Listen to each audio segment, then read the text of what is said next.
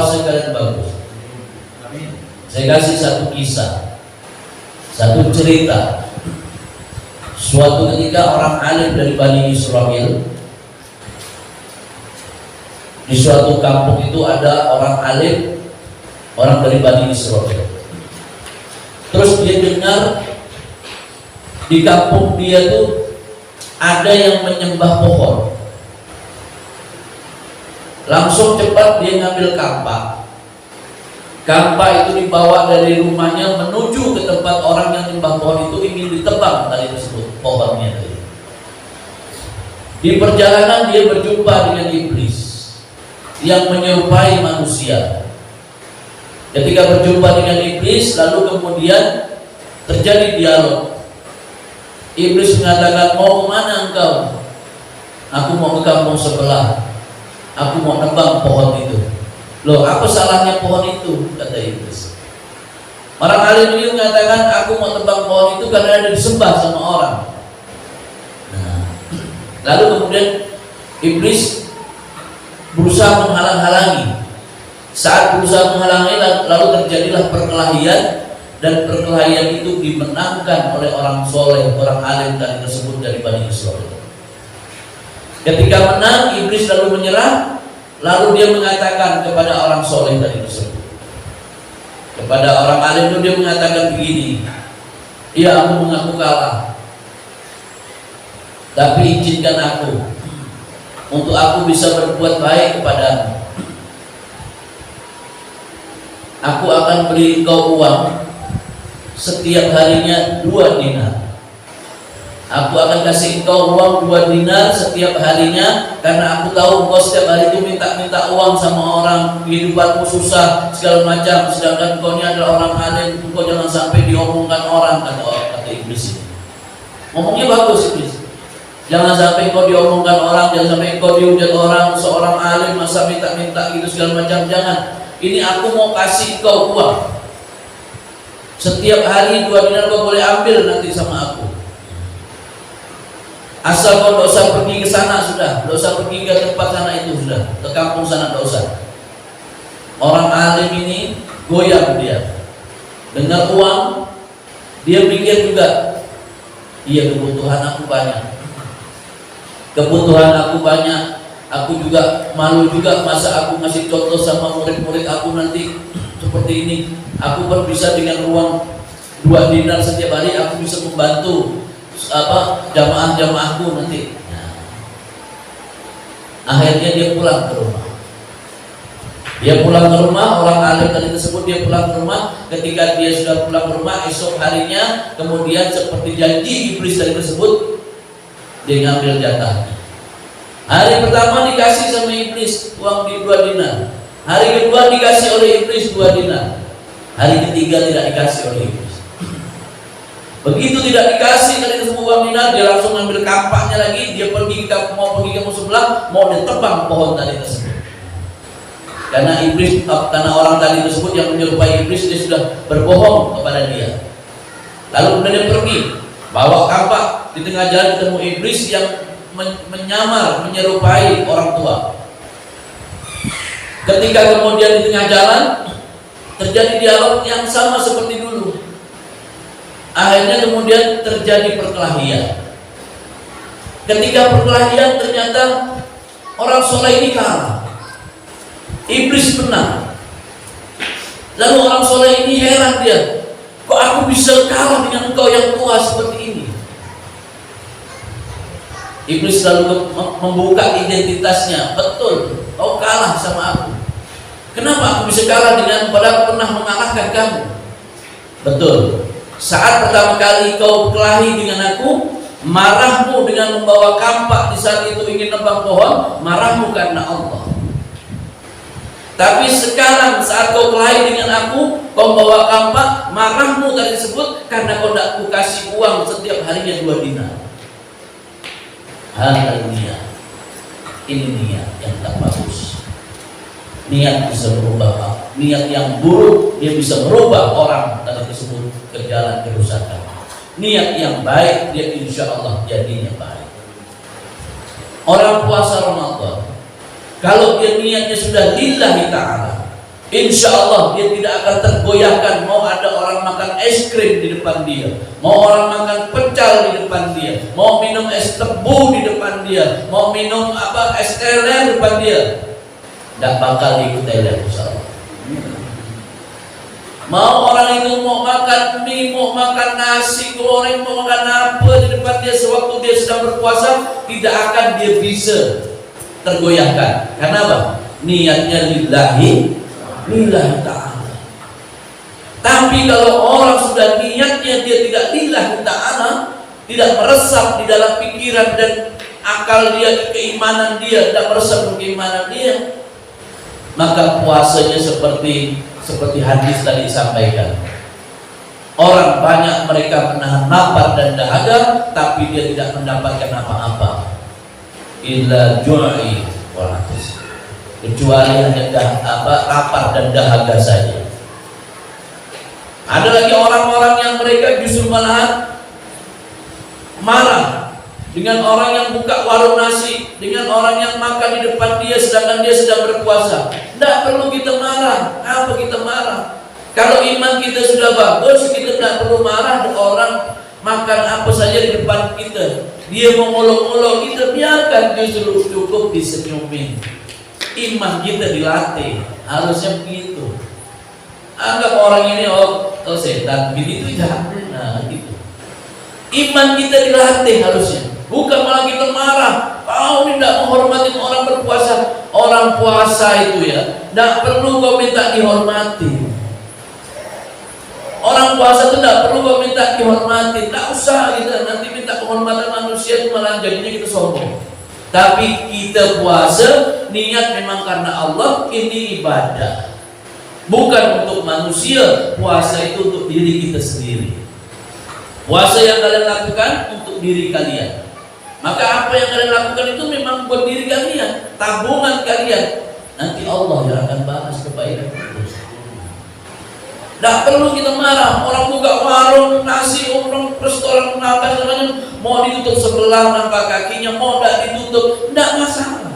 Bagi orang yang puasanya bagus, niatnya bagus, bagi dia tidak masalah. Mau makan di depan dia pun tidak masalah, silakan. Kenapa? Orang tidak puasa kita punya prasangka baik harusnya. Kalau ada orang buka warung, kita punya prasangka baik. Mungkin dia menyiapkan untuk orang yang non-muslim yang mereka tidak puasa. Mungkin mereka menyiapkan untuk ibu-ibu yang mereka haid, para wanita yang haid atau mereka nifas, berhalangan untuk berpuasa. Mereka butuh belanja makanan, tidak masak di rumahnya, dia beli atau dia ingin makan, silakan. Atau mungkin orang yang musafir, laki-laki atau perempuan yang mereka musafir, mereka dibolehkan untuk tidak berpuasa, kemudian menggodok nanti puasanya nanti disebut menggantinya setelah Ramadan, boleh. Atau orang yang sakit, boleh. Jadi orang yang mereka buka warung jangan kita hujat, biarkan dia ingin mencari rezekinya Allah. Biarkan dia mencari rezeki Allah. Kita mencari berkah, kita mencari pahala dari Allah. Puasa kita cari berkah dari Allah. Mereka dengan tadi Ramadan, mereka juga ingin mencari rezeki dari orang-orang yang mereka tidak berpuasa. Apa? Jangan kita marah dengan orang yang mereka buka warung dengan apa saja. Apa biar mereka juga mencari rezekinya Allah. Ada orang-orang yang mereka tidak puasa dan mereka harus menyiapkan makanan. Maka kualitas orang yang benar-benar berpuasa, insya Allah dia ditentukan sejauh mana dia niat. Kalau niatnya bagus, insya Allah jadi bagus. Niatnya padu, niatnya kuat, insya Allah kuat. Sebagaimana orang dalam hidup.